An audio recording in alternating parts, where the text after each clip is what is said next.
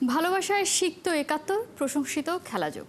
একাত্তরের 14তম বছরে পদার্পণ উপলক্ষে একাত্তর প্রাঙ্গণে হাজির হয়েছিলেন বাফুফের কর্তা থেকে নারী ফুটবলাররা। একাত্তরকে শুভেচ্ছা জানানোর পাশাপাশি তুলে ধরেন কিভাবে খেলাযোগ বাংলাদেশ ফুটবলের প্রসার ও উন্নয়নে সহযোগের ভূমিকায়। বিস্তারিত জানাচ্ছেন পার্থ বণিক। একটা নাম, যে নামে মিশে আছে 54 বছরের ইতিহাস। একটা লোগো, যেখানে মিশে আছে খেলাযোগ। বাংলাদেশ ক্রীড়াঙ্গনের সহযাত্রী হিসেবে গেল 13 বছর ধরে একাত্তর খেলাযোগ নিজের যাত্রা গৌরব আর দাপটের সাথে অব্যাহত রেখেছে। বিশেষ করে ফুটবলের নবযাত্রায় বাফুফের প্রতিটা কার্যক্রমকে গুরুত্বের সাথে তুলে ধরেছে স্ক্রিনে। দেশের জনপ্রিয় নিউজ চ্যানেল একাত্তরের 14 বছরে পদার্পণ উপলক্ষে উৎসবে সামিল হয়েছিলেন বাফুফের সহসভাপতি ফাহাদ করিম। বাফুফে প্রেসিডেন্ট তাবিত আওয়ালের পক্ষে একাত্তরের সিওও এবং হেড অফ নিউজ শফিক আহমেদকে শুভেচ্ছা জানান ও হাতে তুলে দেন হামজা শমীদদের অটোগ্রাফ সম্বলিত জাতীয় দলের হোম জার্সি, যেখানে 10 জুন সিঙ্গাপুরের বিপক্ষে অংশ নেওয়া ম্যাচে 23 ফুটবলারেরই সিগনেচার রয়েছে। আজ থেকে ঠিক 13 বছর আগে সংবাদ নয় সংযোগ এই মূল মন্ত্রকে ধারণ করে যে পথ চলা শুরু হয়েছিল একাত্তরে, সেটা কিন্তু এখনো চলছে। আমাদের সাথে রয়েছেন বাফুফের সহ সভাপতি ফাহাদ করিম। আমরা তার সাথে একটু কথা বলবো। ফাহাদ ভাই, আপনাকে স্বাগত একাত্তরে।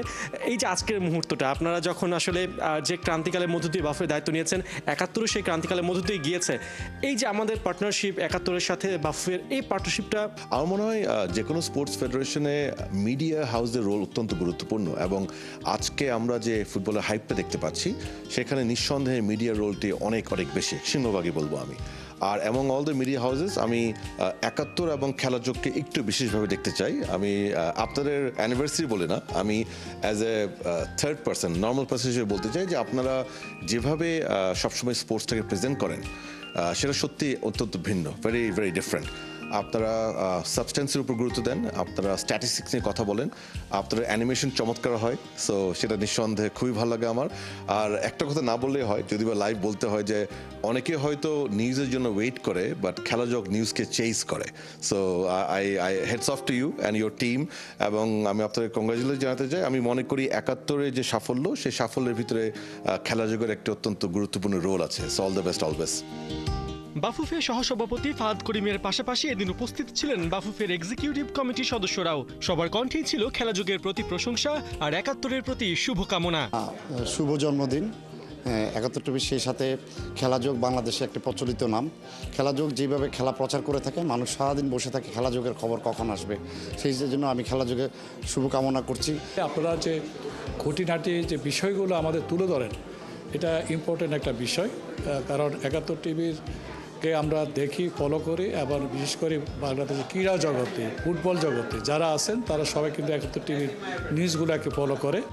শুধু বাফুফের কর্তাই নন, একাত্তরের জন্মদিনে খেলাযোগকে শুভেচ্ছা জানাতে উপস্থিত হয়েছিলেন সাফ জয়ী নারী দলের সদস্যরা। ফুল আর ভালোবাসায় আরও একবার তারা আপন করে নেন একাত্তরকে। সবুজ মাঠ থেকে ছাদ খোলা বাস, যে মেয়েদের নিয়ে বাংলাদেশ ফুটবল বারবার উৎসবে পেতেছে, তারা আজকের একাত্তরের জন্মদিনে আমাদের সাথে উপস্থিত হয়েছে। কথা বলবো সেই সাফ জয়ী নারী দলের সদস্য, কথা বলবো সেই সাফ জয়ী নারী দলের সহকারী কোচের সাথে। আমাদের সাথে রয়েছেন মাহবুবুর রহমান লিটু। লিটু ভাই, আসলে একাত্তরের জন্মদিন, একাত্তরের কাছে, খেলাযোগের কাছে আপনার কি প্রত্যাশা থাকবে? আমি বলবো যে একাত্তর সবসময় আমাদের পাশে ছিল এবং এখনও থাকবে।